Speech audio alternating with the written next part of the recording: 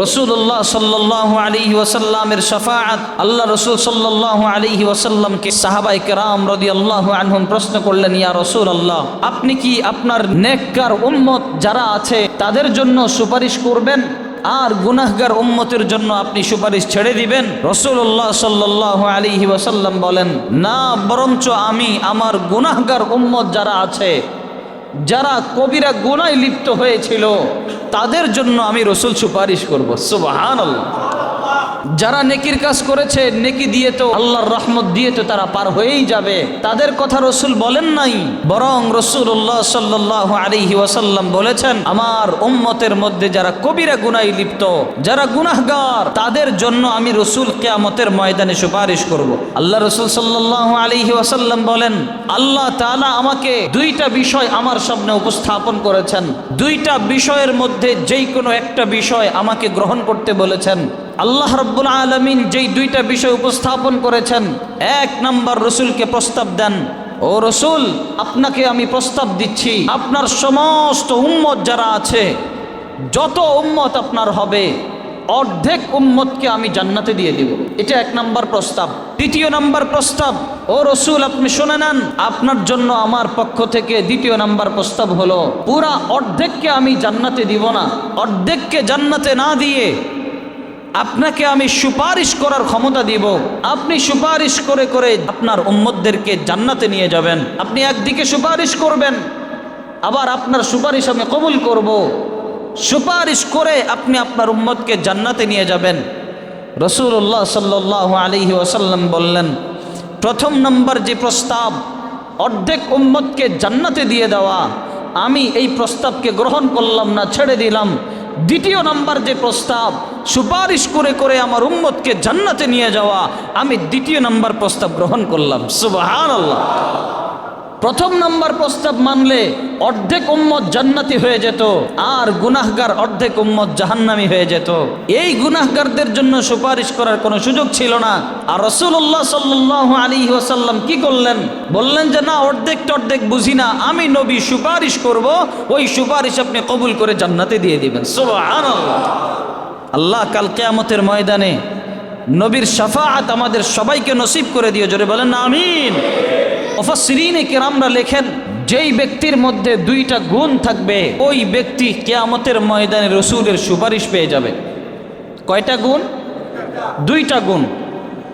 এক নাম্বার গুণ হচ্ছে, যে ব্যক্তি রাসূলুল্লাহ সাল্লাল্লাহু আলাইহি ওয়াসাল্লামের সুন্নতের উপর চলবে, যেই ব্যক্তি রসুলের সুন্নতের উপর চলবে, ওই ব্যক্তি কিয়ামতের ময়দানে রসুলের সুপারিশ তত বেশি পাবে। আর যে ব্যক্তি রসুলের সুন্নত থেকে দূরে সরে যাবে, ওই ব্যক্তি কিয়ামতের ময়দানে রসুলের সুপারিশ থেকেও দূরে সরে যাবে। আমাদের আজকের অবস্থা এমন, আমরা প্রত্যেকেই মনে করি আমি রসুলের আশেক, আমরা প্রত্যেকেই মনে করি আমি রসুলকে ভালোবাসি, মহাব্বত করি, আমরা প্রত্যেকেই ভাবি যে হ্যাঁ, রসুলের সচ্চা একজন আশেক, কিন্তু রসুলের সুন্নত মানতে কষ্ট লাগে। কথা বলেন, কথা ঠিক না বেঠিক? একদিকে বলি রসুলের আশেক, রসুলকে ভালোবাসি, আরেক দিকে রসুলের সুন্নত মানতে জান চলে যায়। তার মানে বোঝা গেল এই দাবি সত্য না, বরং এই দাবি মিথ্যা। যদি সত্য হতো তাহলে রাসূলুল্লাহ সাল্লাল্লাহু আলাইহি ওয়াসাল্লামের সুন্নতগুলো মানতাম। যুবকরা দেখবেন মাথার মধ্যে এত চুলের কাটিং করে, এখানে চুলগুলো একদম ছোট, সামনে বড়।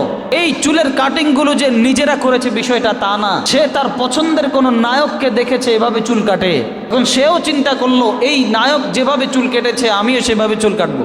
অথবা তার কোনো পছন্দের খেলোয়াড় এভাবে চুল কাটে, সে ওটা দেখেছে, তার কাছে ভালো লেগেছে, তখন সে খেলোয়াড়ের অনুসরণ করতে গিয়ে ওই রকম করে চুল কাটে। কথা বলেন ঠিক না? কিন্তু আপনি খেয়াল করে দেখেন, ঠিক যে ব্যক্তি রাসূলুল্লাহ সাল্লাল্লাহু আলাইহি ওয়াসাল্লামকে ভালোবাসে, ওই ব্যক্তিও চুল কাটার আগে চিন্তা করবে আমার রসুল কিভাবে চুল রাখতেন, আমার রসুল কিভাবে চুল কাটতেন, আমার রসুলের চেহারা কেমন ছিল আর আমার চেহারা কেমন, আমার রসুলের পোশাক কেমন ছিল আর আমার পোশাক কেমন।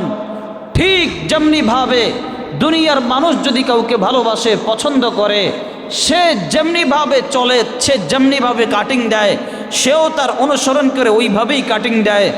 আর আখিরাতের মানুষ যে রসুলকে ভালোবাসে, ঠিক রসুলের কাটিং যেমন ছিল, সেও তার কাটিংগুলো সেইভাবে করতে চায়। কথা বলেন ঠিক না? যে ব্যক্তি যার অনুসারী, সে যেই কোয়ালিটির জামা কাপড় পরে, সবাই একই কোয়ালিটির জামা কাপড় পরে। এই জন্য বলছিলাম, যে ব্যক্তি যত বেশি সুন্নতের উপর থাকবে, রাসূলুল্লাহ সাল্লাল্লাহু আলাইহি ওয়াসাল্লামকে যে ব্যক্তি যত বেশি মানবে, ওই ব্যক্তি দেখবেন মৃত্যুর পর রাসূলুল্লাহ সাল্লাল্লাহু আলাইহি ওয়াসাল্লামের শাফাআত পেতে দেরি করবে না। ওই ব্যক্তি সুপারিশ পেয়ে যাবে রসুলের। আপনি খেয়াল করে দেখেন, আপনার কাছে যদি ভালো কোনো কিছু আসে, কোনো অফার আসে, কোনো সুযোগ সুবিধা আসে, আপনি কাকে সর্বপ্রথম বেশি দিবেন? যার সাথে আপনার মহাব্বত বেশি, যার সাথে আপনার ভালোবাসা বেশি। আপনি তাদেরকে আগে ডাকবেন, ডেকে বলবেন যে ভাই এই অফারটা আছে, তুমি এটা গ্রহণ করো। ভাই এই জিনিসটা আছে, তুমি এটা গ্রহণ করো। তোমাকে ভালোবাসি, মহাব্বত করি, তুমি এই জন্য এটা আগে নিয়ে যাও। ঠিক তেমনি ভাবে যে ব্যক্তি রাসূলুল্লাহ সাল্লাল্লাহু আলাইহি ওয়াসাল্লামকে ভালোবাসবে, মহাব্বত করবে, ওই ভালোবাসার টানে, ওই মহাব্বতের টানে রাসূলুল্লাহ সাল্লাল্লাহু আলাইহি ওয়াসাল্লাম মৃত্যু হতে দেরি, ওই ব্যক্তিকে সুপারিশ করতে দেরি করবে না। আর এতটুকুই না, মানুষ যখন দুনিয়ার থেকে কবরে যায়, রাসূলুল্লাহ সাল্লাল্লাহু আলাইহি ওয়াসাল্লামকে দেখানো হয়, এই লোকটাকে তোমরা চেনো কিনা? মান হাযার রাজুল আল্লাযী বুইসা ফীকুম, এই ব্যক্তিটাকে যাকে তোমাদের কাছে প্রেরণ করা হয়েছিল। যে ব্যক্তি এই দুনিয়াতে থাকতে রাসূলুল্লাহ সাল্লাল্লাহু আলাইহি ওয়াসাল্লামের আদর্শে চলেছিল, রসুলকে নেতা মেনেছিল, ওই ব্যক্তি মৃত্যুর পর বলবেন হাযা নাবিয়্যুনা মুহাম্মদ সাল্লাল্লাহু আলাইহি ওয়াসাল্লাম, বলবেন আরে ইনি তো আমাদের নবী মুহাম্মদুর রাসূলুল্লাহ সাল্লাল্লাহু আলাইহি ওয়াসাল্লাম। আর যে ব্যক্তি নবীর আদর্শ না মেনে দুনিয়ার নেতা খেতা তন্ত্র মন্ত্রের পিছনে ছুটেছে, ওই ব্যক্তি বলবে লা আদরি লা আদরি, হায় হায় আমি তো তাকে চিনি না। তিনি কে? আমি তাকে চিনি না। যেই না বলবে আমি তাকে চিনি না, এক মুহূর্ত আর দেরি হবে না, সাথে সাথেই শাস্তি দেওয়া শুরু হয়ে যাবে। এই জন্য যে ব্যক্তি সুন্নতের পাবন্দি করবে, যে ব্যক্তি যত বেশি সুন্নতের উপর থাকবে, সে রসুলের শাফাআত তত বেশি পাবে, তত দ্রুত পাবে। আর যে ব্যক্তি সুন্নত থেকে যত দূরে সরে যাবে, সে ব্যক্তি রসুলের শাফাআত থেকেও দূরে সরে যাবে।